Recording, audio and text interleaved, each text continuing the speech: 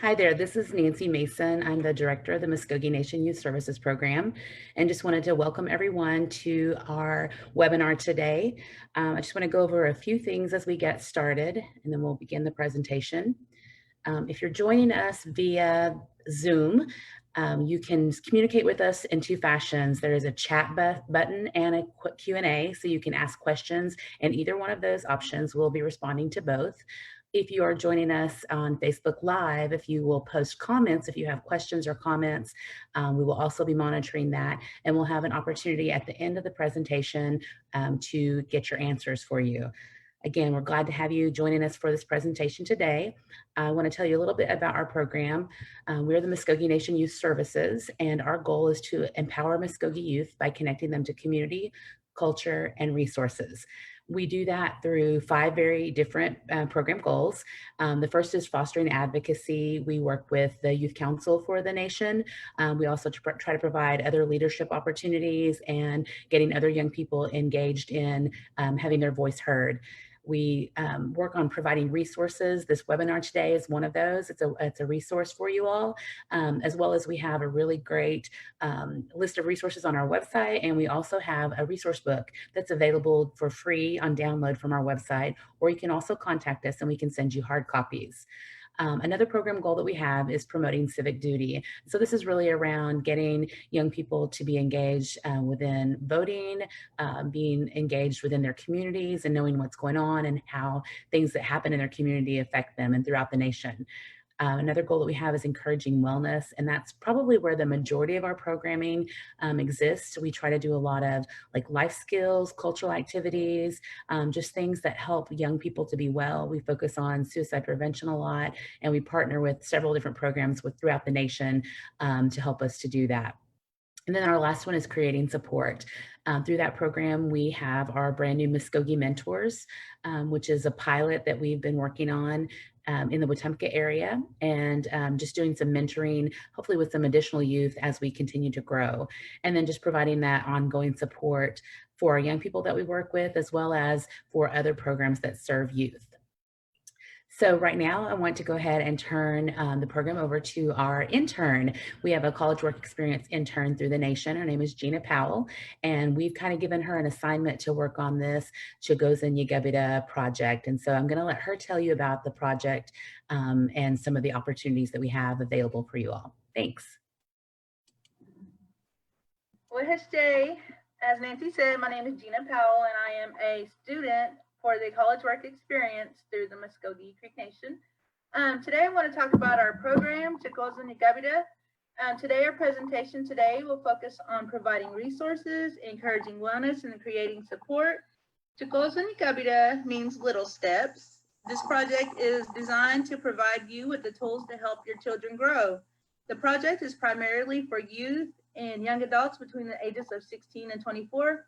However, our webinars are open to all parents and guardians. For the parents in our target range, we offer assistance for planning for your future, connecting you to resources, providing additional education through webinars and workshops, and also providing parental support like diapers and wipes and other things that you may need for the baby. We have our Healthy Life Plan that helps you promote positive planning for the future of you and your child or children. And we also have our new text line, Little Steps, and this will provide you with weekly alerts that contain valuable information such as tips, links, and other support services. At the end of our presentation, I'd like to talk to you more about that program and if you'd like to be involved with it. Right now, I'd just like to turn our time over to Brandy to present our presentation today. Brandy Treagesser is a registered nurse, and she serves the public health of the Muskogee Creek Nation Department of Health. So I'd like to just present Brandy.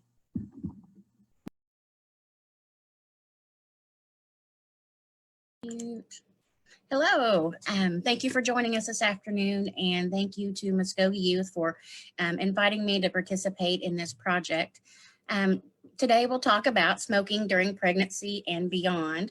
I know that a lot of times we, once we're pregnant, life takes a little bit different perspective, and so I just want you to know how the effects of smoking has while you're pregnant and afterwards with babies. So here we go.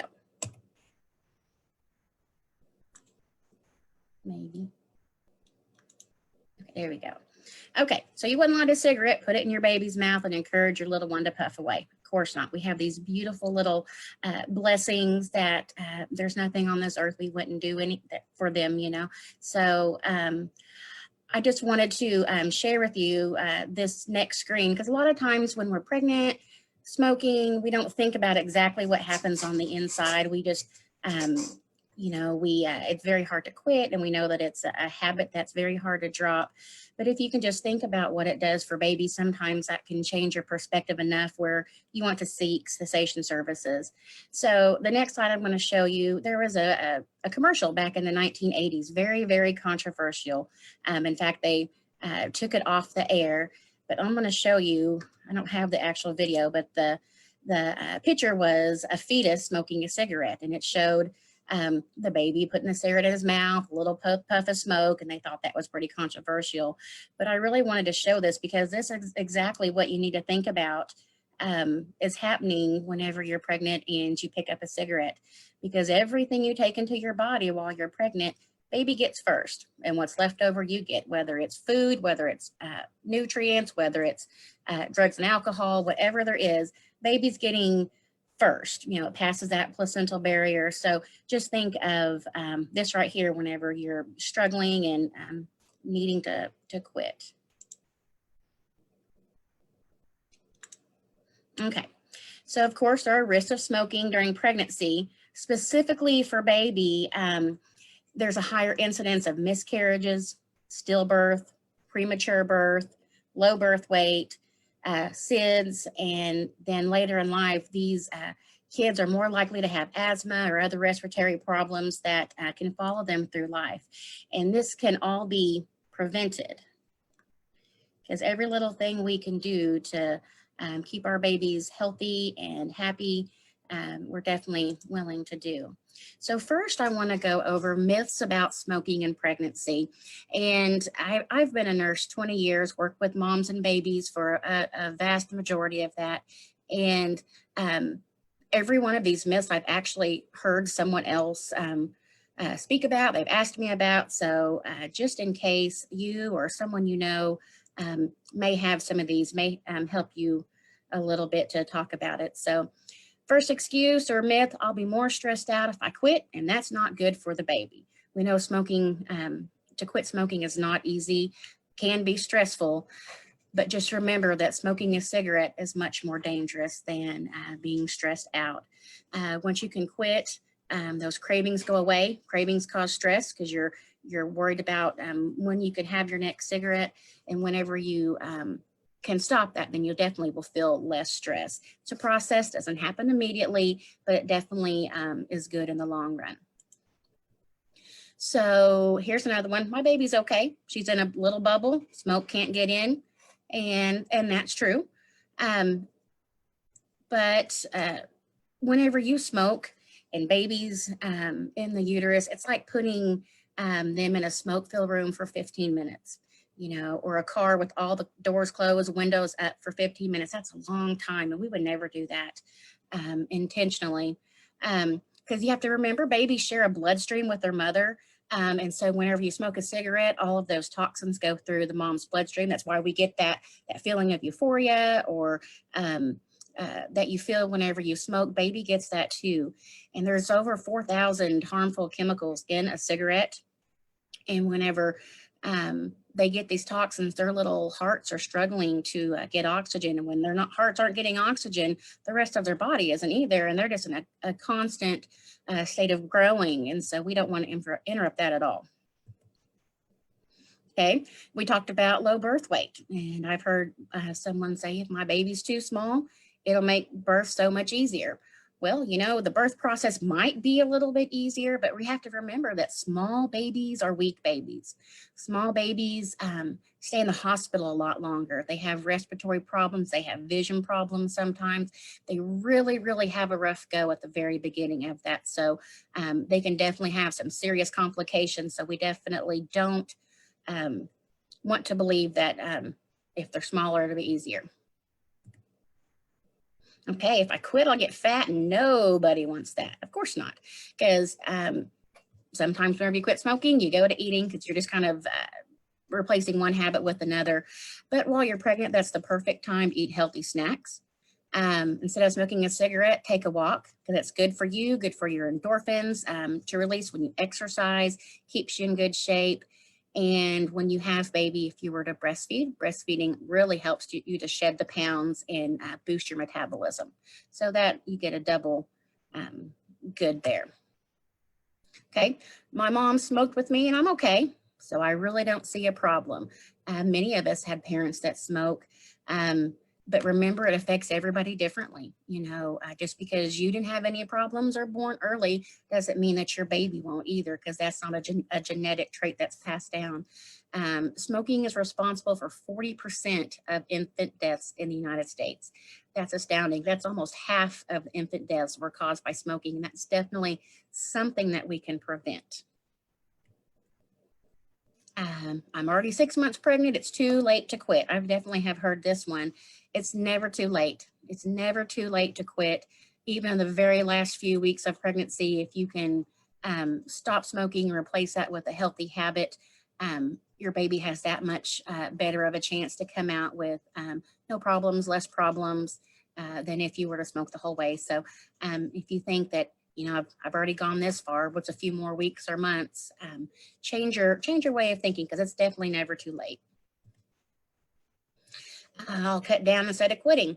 Well, that's definitely a good first step. You know, quitting cold turkey is very difficult, and you could definitely cut down, but remember that's still very, very, very harmful for your baby, but definitely a good first step. Smoking is me time. I can't give it up. We all need me time. Me time is good for us. It's good for our mental health. And we know while we're pregnant and soon after, we have a lot of hormones. Things strike us different. But think of it in the way of use the money that you would have used to buy cigarettes and save it up to treat yourself for a massage or a pedicure or a piece of clothing that you really want. Save for something big, vacation, something like that. Because if you were to step back and see how much money you were spending on cigarettes, you probably would be surprised. Find a new reward instead of a cigarette. You know, replace that with something else, a healthy snack, like we said earlier, or a walk, something that makes you feel good. Maybe it's watching a TV show by yourself while someone takes care of baby, something like that. There's options. Okay, this is definitely one we hear a lot. E-cigarettes are better. I'll just smoke those.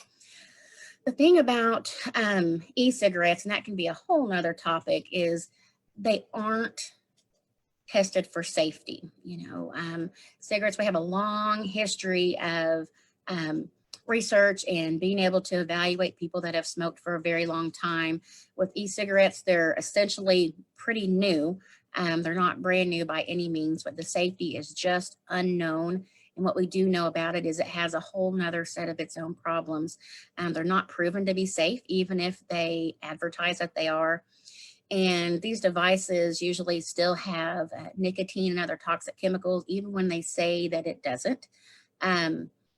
They do. And so I don't think because you're not smoking an actual cigarette with tobacco in it that that's a better option, because it's still, for you especially, not very good at all. And it still has traces of those things. Okay, so here is a 3D ultrasound. The top 3 pictures is one baby, and then the bottom 3 is another baby. And I wanted to show you this. It was a video that I watched, and I thought it was very interesting because the baby on the top, mama smokes. Mom smokes a pack a day. And I believe these are approximately 6 or 7 months along. And if you'll notice, baby's very guarded. The baby's moved around a lot, like they were more anxious, very excitable, and always guarding their face. That's not a relaxed pose. If you were just kind of sitting there chilling out, that baby at the bottom, mom doesn't smoke, never has smoked, and he's just kind of hanging out there waiting for life to happen here. They're very calm. Relax, show signs of relaxation, but that baby on the top is definitely going through something. Okay. About 1 in 4 pregnant Native American women during pregnancy are smokers. So we don't like to be part of that statistic. We want to make that statistic lower. If we're going to be at the top at something, we definitely don't want it to be this, but it's very, very common, but it doesn't have to be.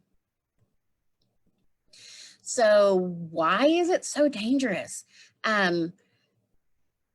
Tobacco smoke contains more than 7,000 chemicals. One place I read 4,000, but hundreds of those chemicals are toxic, and around 70 cause cancer. These are things that we are knowingly put in our body if we smoke, and we're definitely taking a risk for us and for baby. So just to kind of break it down, here's some of the cancer-causing chemicals. We have chemicals used to make pipes, gasoline, some things that are radioactive, used to embalm bodies. These are things that are in just a regular cigarette, nothing fancy. Also, there's poison gases, because whenever we light a cigarette, it's a chemical reaction. We have gases in there that are used in chemical weapons, paint thinners, lighter fluid, car exhaust. That's definitely not something we would knowingly put in our body on purpose, much less all of that together. Toxic metals, even, you may not think about that, but arsenic that's used in pesticides, chromium to make steel, lead, which we know lead poisoning is a very bad thing, and then the toxic metal to make batteries, cadmium. I never realized until I started doing this line of work that there were so many things in a cigarette. It's not just tobacco when it's a commercially grown product. Okay, so smoking cessation. We know that to quit smoking is not an easy process. It's a very difficult thing, and I commend anybody that can successfully stop smoking for any duration. The 1-800-QUIT-NOW is Oklahoma helpline that assists with smoking cessation, and they have a program specifically for pregnant women. So if you call and let them know that you're pregnant, they can assist. They give you counselors, some life coaches, resources. They send you things in the mail, and then after baby comes, they can help you with like the nicotine replacement, things like patches, gum, and such like that. So that's a great program, but you've got to ask for it. Okay, so this beautiful baby is born. We are just in love. We are in awe. Just can't hardly believe what a miracle it is. We say you may have stopped smoking while you were pregnant. It's really easy to pick it back up because you're thinking, okay, I'm not pregnant. It's just me. And for some reason, we don't care for ourselves as much as we do for our little babies or our family. But it's very important. Let me show you why. I love those pictures. They're so sweet. Okay, so why would you pick up smoking again? Well, quitting sometimes temporary. Stressed out. We've got this new baby. No one's sleeping. You have other kiddos. Life is stressful. You think about job and work, recovering. Moms may feel like they're not quite themselves until they get into those routines that they had before. Social circles, you're in places where you smoke, like a casino or places that you may have gone before. And also if you have a partner who smokes. So it's very important that dads understand quitting by yourself is hard enough. When you have to sit there and watch someone or smell someone, that's near impossible. So I would suggest supporting your moms because they're really working hard anyway. So I like my little, who says smoking kills? I'm 42 and doing fine. Yeah. It does, definitely ages you. Okay. How can we quit and stay quit? So one major thing is tell people you're going to quit. That makes you accountable. If you say it out loud, then you have family and friends that can help support you. That's definitely something that you will need. Create smoke-free zones in your house and car. Make sure there's not a lighter in there. There's not a pack of cigarettes. There's not any butt cans, anything like that. Take all of that away so that temptation to reach for it is just simply not there. You may see if nicotine replacement therapy is right for you. 1-800-QUIT-NOW can help with that. Your primary care provider can help with that, and see which options, because there are definitely several different things that you can try. And of course, calling that quit line speak with the trained counselor, let them know what you've got going on in life, because they'll call and check on you, and they offer some of the best support that you will get anywhere, definitely. And whenever someone quits smoking, family is usually very proud. And so we like those proud moments. Okay, so what does it do to baby? Once babies are born and we've smoked during our pregnancy, they go through nicotine withdrawal, and you may not realize that's an actual thing, but when babies are born and that constant stream of nicotine is gone, they go through withdrawal symptoms, sometimes similar to babies that were born to moms that were doing heroin or crack, because often it's just not there. Even just casual smoking here and there occasionally will harm a fetus. So it doesn't matter if you do it once or 500 times, it's still not good. These babies that are born to smoking moms tend to be more jittery, more excitable. They cry a lot more. They're stiff and rigid, which is a sign of anxiety in a baby. And they're just a lot more difficult to console. So think about that when you take this baby home. We want those babies that are going to sleep and they're happy and they feel good. But going through any kind of withdrawal is difficult on the human body, much less these little precious babies that just came into the world. And they also show stress in their central nervous system with, being rigid or excitable. Their gastrointestinal, which is their tummy and their poop. It could mess that up, and even their vision. The eyes are the very last thing to develop in a baby. So that's why when they're born early, they have eye problems sometimes. But the nicotine can definitely affect that eye development while they're in the womb. Things you may not think about.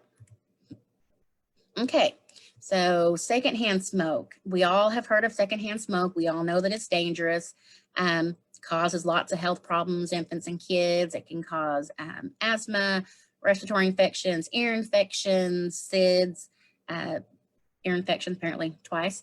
And so that's not good. Even if you're smoking in the car, baby's in the backseat and your window's down, they're still getting secondhand smoke. Even if you're smoking in your house, but baby's in its room with the door closed, they're still getting exposed to some kind of secondhand smoke, and that's just not good. But have you ever heard of third-hand smoke? This is something that we don't hear a lot about or talk about, but what in the world is that? So third-hand smoke is the nicotine residue that remains on surfaces. So when you walk into somebody's house and you smell smoke, or you go to a hotel room and you can smell smoke, that's your third-hand smoke. That's the tar and the nicotine that sticks to the walls and the paint and your curtains, carpets, clothes, furniture, floors, even your acoustic tiles like in an office building. And the reason I say that is, if you're a smoker and you go outside to smoke, you shut the door, go smoke, come in, wash your hands. The second you pick up your baby, if you haven't changed your clothes completely, you're exposing that baby to third-hand smoke. You know that you can smell a smoker when they come in, even if they're smoking out in the, in the wide open. So that's something to definitely take in consideration. And there's a reason that infants and kiddos are at a greater risk. They breathe faster naturally, 40 times faster than adults. Our respiratory rates are usually very slow, between 12 to 16, 12 to 18 is normal. But babies are, they're breathing 40 to 50 breaths a minute. So they're taking more of that in, that third-hand smoke, that second-hand smoke. So their exposure is much more than an adult would be. They also put everything in their mouth, everything that they touch. So if they're touching something that has that third-hand smoke, they are transferring it right to their mouths. We hold them close to us if you're breastfeeding, or if you're just holding the baby, or anything you're doing. If you're wearing clothes that you have smoked in, you're exposing that baby to that third-hand smoke. And it's just not something that we hear a lot about. And also they have greater absorption through the skin. Their skin is much more sensitive. It hasn't had any time to get thicker and denser. So they can definitely have a more of an exposure.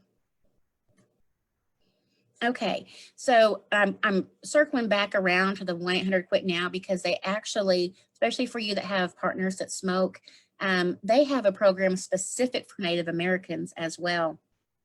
We know that commercial tobacco is not a Native tradition. and they have special services to help with this. They have a whole other set of money and things that they can offer people that are Native American and smoke. So if you're Native and you're pregnant and you're smoking, this is just another reason to reach out and get this resource. So definitely they do a lot of outreach and such like that, which is just great. Okay, so here's my references. I want to do a quick little plug for my program here at the end. Like I said, I'm a public health nurse for Muskogee Creek Nation. I manage a program that is specifically for mother babies. We do home visits. To qualify for the program, you must be Native, pregnant, and have a history of some kind of substance use, tobacco included. If you're a former smoker, current smoker, that would qualify you for the program. I do monthly visits while you're pregnant. We do education, case management, make sure you're getting to your appointments and see if there's any resources that you need. Once baby's born, I'll continue to come every month, every other month until baby is 2. I'll bring diapers and wipes and other kinds of goodies for baby while still making sure, doing well checks in the home, making sure that baby's hitting those developmental milestones, assessing mom for postpartum depression once babies are here. We do have a lot to offer. So I've put my phone number and my email address there at the bottom. It's a voluntary program, doesn't have to have a referral from one of the clinics. You don't even have to be a patient with us here at the health system. But I wanted to share that with you at the very end here. Okay. All right. Thank you, Brandy. That was very powerful and very informative information on that. And thank you for those Quit Now. It's good to know that they have programs specific to pregnant women and Native Americans. I didn't know that. So I like that. But when our webinar, like I said, thank you, Brandy. Thank you again for that information. So when our webinar closes, you will see a link to begin a survey to give us some feedback. We value your input so that we can continue to improve our services. Yes, before I go on, I forgot to ask, is there any questions for Brandy or about this smoking program or about her program or any questions about that? Sorry. If you have any questions, feel free to call Brandy. I think that maybe she can put her link on her phone number in the chat line, and maybe you can get a hold of her that way. Or you can call youth services to get some information, and we can send it on to Brandy, and we can get you linked up that way with her. So as I said before, we value your input. So if you could, at the end of the webinar, to see that link and begin that survey to give us some feedback, so we can continue to improve our services to help you all. And if you are pregnant or parenting and are between the ages of 16 and 24 and you would like to be involved with Cutkosen and Yekvpetv, the Little Steps program, please contact our office and you can speak to me, Gina Powell, or you can speak to Nancy Mason. And I'd also like to remind all of you watching today that if you would like to receive parenting information, to text LTL steps to 81010. And if you sign up for the text line by the end of Friday, you would be entered in a drawing to win some awesome prizes for you or your baby. And we also have some future webinars coming up. The WIC program will be providing our next presentation on Wednesday, August 13th. And the TANA program will be on August 27th. So don't forget to register for those. Both presentations will be held at 3 p.m. and you can register by going to our website and looking at our events pages.